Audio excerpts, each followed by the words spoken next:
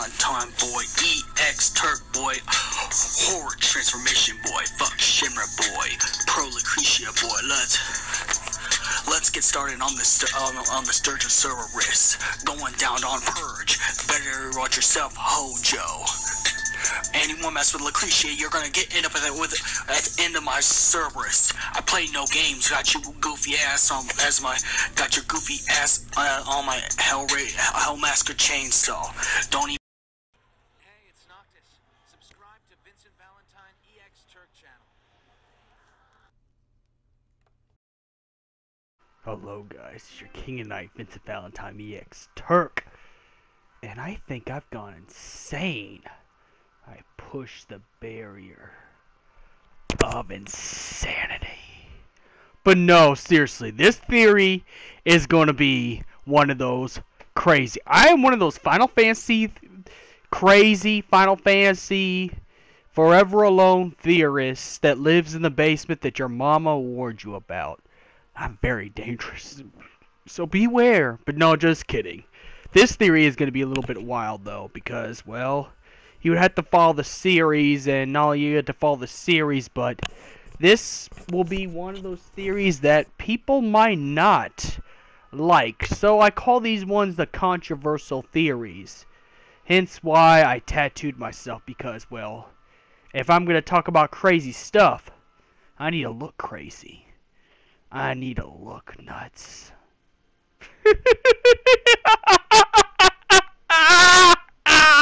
Sorry, that's my bad impression of Jared Leto Joker's laugh. But anyways, let's get started. The theory is that Ardyn planned everything. Everything that happened in Final Fantasy 15 with the Lucius Caelum bloodline was all Ardyn. And the reason why I can attest and proof that it was Ardyn has been living for 3,000 years. And I know that sounds a lot, but just listen to this theory and open your mind for a little bit. Try to lose your sanity, because, you know, right now I need people to be open-minded. Ardyn has planted everything in the beginning.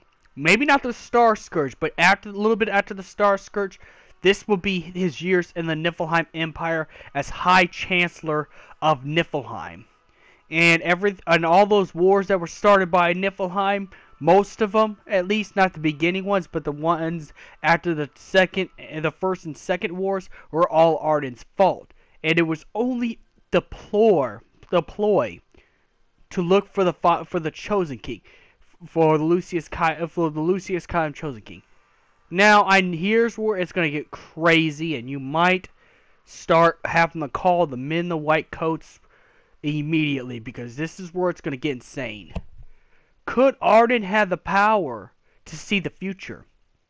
Ardyn was once an oracle, and he's also confirmed member of the Orbanbright. He's also confirmed member of the Orbanbright as well as a Lucius Caelum, which Lucius Caelums are powerful on their own, but add the Orbanbright power, the Oracle's powers, even though he lost his Oracle powers due to his evil transgressions. You know, the Astrals pretty much cursed him for all the evil things he did, such as kill his brother. Could it be possible all the wars that were set up between Niflheim and the Kingdom of Insomnia, all those years, all the way now, is also Ardyn's plan? Could it be the fact that he planned all of this to create tension, and then after creating tension, you know, a lot of years come down, and Regis Lucius Caelum, Noctis' father, figures out history through his father about the Niflheim Empire.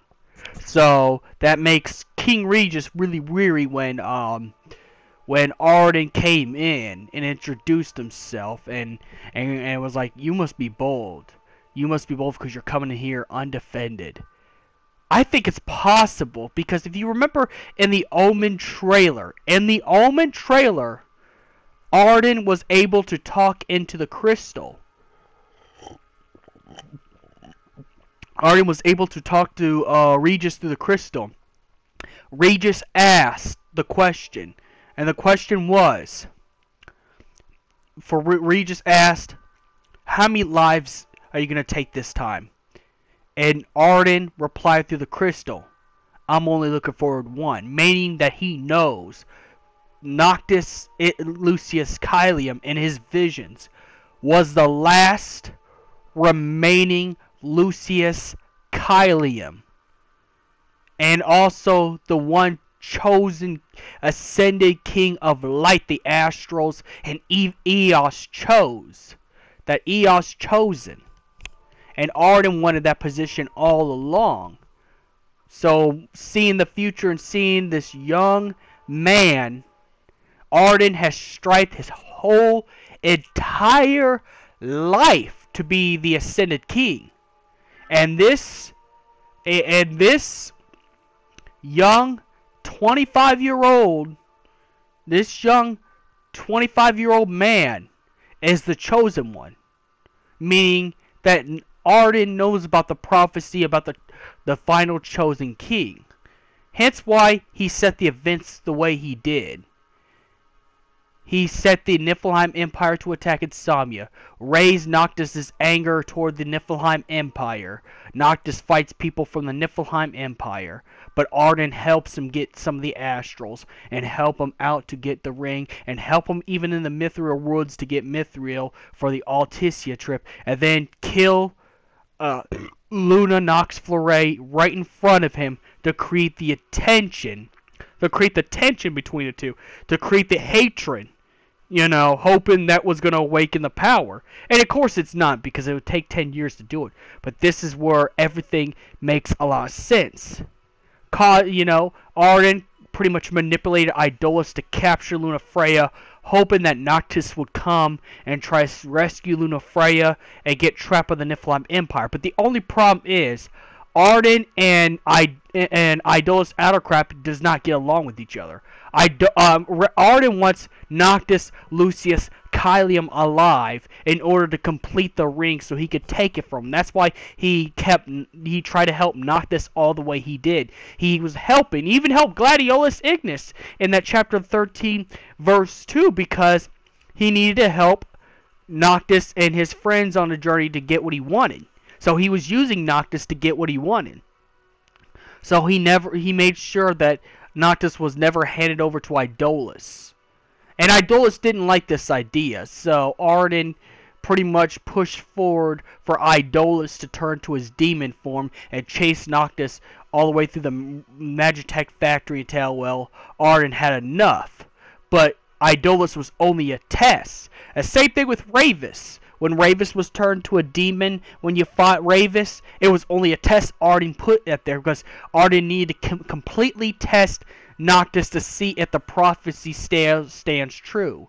Now, Ardyn puts Noctis in the crystal for 10 years, the 10-year slumber, assuming that Noctis is dead. So he gets surprised when Noctis makes it to the Citadel. And then he's surprised, like, well, okay, well, those were all my Idolus and Ravis were my strongest guys. You just beat them like they were nothing. Okay, well, I see you take on my teacher Ifrit. So, what happened during that time?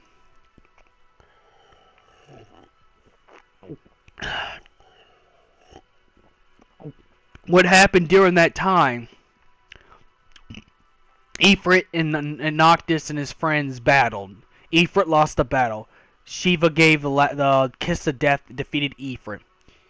Put another shocker on Ardyn, but Ardyn was not surprised at this point. If he survived the slumber stasis for 10 whole years, then you know what? Nothing's impossible. And this is where Ardyn has lost all the people. Ardyn has lost the Niflheim Empire and Ifrit.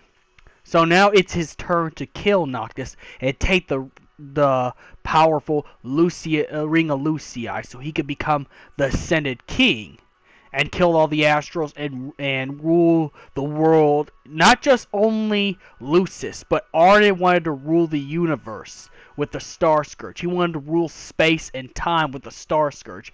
Pretty much every planet be inhabited by the demons. And to create fake citizens that are like the Niflheim Empire, pretty much citizens that are demon infused, where they look human but they're demons, just like Idolus and the Niflheim Empire is. That's what Ardyn wants, and for him to be known and recognized as the Ascended King. But the point is, the fan theory I'm trying to say, now I'm not trying to put things out there and read too much into anything, but I think it's possible Ardyn is a clairvoyant. And unlike Yule, Ardyn has enough power because of his Lucius Caelum, his Orban Bright, and his Oracle heritage, as well as the Star Scourge keeping him immortal. He can't die from seeing the future. He's preventing himself from dying from seeing the future. So pretty much you can see the future as many times as you want because he's an immortal demon king with the power of Orban Brights and Lucius Caelums. That's why Ardyn is such a dangerous character. Because what I'm about to tell you is going to sound very crazy. But I think Ardyn is a clairvoyant. He may not be a seeress because, seeress dies after they see the future. I mean, the only reason Ardyn died because he was outclassed by God, Power, Noctis, who pretty much mastered the Ascended King power even more than his ancestors ever did. In fact, Noctis at that time became stronger than the very first Lucius Caelum, Azunia Lucius Caelum, Ardyn's big brother. So Ardyn was way outclassed. Hence why the final boss battle wasn't as satisfying as these boss battles, because Noctis was overpowered. He was a Mary Sue at that point, because the Bahamut gave him the jump with the Ascended King's powers. But I think that Ardyn is possibly a clairvoyant because he could see all the events, and he's trying to make the events like he wants it. He also has the power to influence events too. I think it's possible he's not only a clairvoyant, but he has the power to influence events. That's why all the events happen the way they did, such as picking a fight with Noctis to get Gladio to lose his ego, so he has to go train with Gilgamesh. Pushing Prompto to go see his father versus Steel, or pushing Noctis to betray Prompto, so Prompto feels bad for himself, and plan Idolus to blind Ignis. Plan to kill Luna Freya to get Noctis filled with hate, so he could be just like he is, so he could finally take the power. Ardyn planned everything because it's possible Ardyn is a clairvoyant. He can see the future, which makes sense. He's the king of demons in this game. He's the king of all demons in Final Fantasy 15. That means he's also Ifrit's king too, despite that Ifrit taught him everything he knows, which also add Ifrit's training to Ardyn. It could be possible. No, it is possible that Ardyn is a clairvoyant that has the power. Ardyn has the power to see the future and influence events due to the fact he's also an Orban Bright member as well as a Lucius Caelum. He's part of a lot of households. Plus, he's a high-ranking official of the Niflheim Empire for good reasons. He surpassed Idolus in power. Even Idolus knows this. That's why Idolus feels completely threatened by Ardyn. So that's my theory right here, that Ardyn influenced all the events of Final Fantasy 15, as well as he's a clairvoyant who could see in the future. Thanks to, go look at the Omen trailer. It's proof right there. So may the crystal be with you, and like and subscribe.